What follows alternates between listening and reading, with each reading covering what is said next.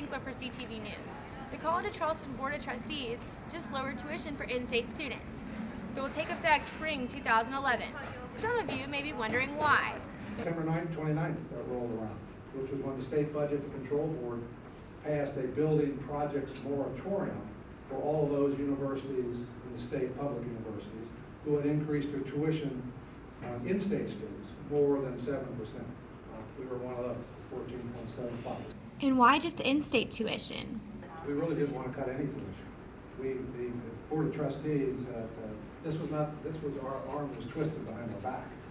Currently, the College of Charleston is at a $2.3 million budget cut and could potentially see up to a $4.6 million budget cut by the end of next year. Although President Benson tells us we are fortunate to have a good financial standing here at the college, so hopefully we won't see any long-term effects. Unfortunately, the college has been managed financially quite well over the last decade, so we have not had the serious issues that other universities have had. According to SGA President Isaiah Nelson, the campus seems to have mixed feelings about this decision, and he believes it's from a lack of knowledge on the issue. I would say it's mixed. To be honest with you, the majority of students that are telling me that they would have liked tuition to be to decrease. They thought tuition was too high, are relatively uninformed about why tuition is increasing and what the detrimental impacts are of the tuition decrease. When we increased tuition over the summer, 9% of that increase went towards making up for the lack of state funding and inflationary increases, so that essentially the dollar's worth less now, so we have to have more money.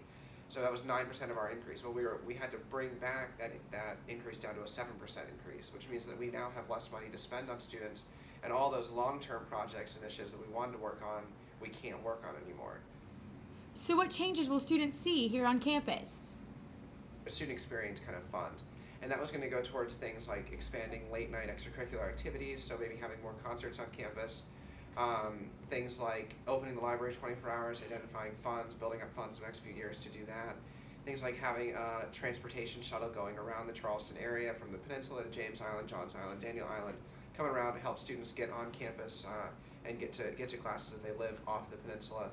So things like that are really going to benefit students. Funding for different initiatives that were going to benefit students, we're now not going to see anymore, which is definitely disappointing.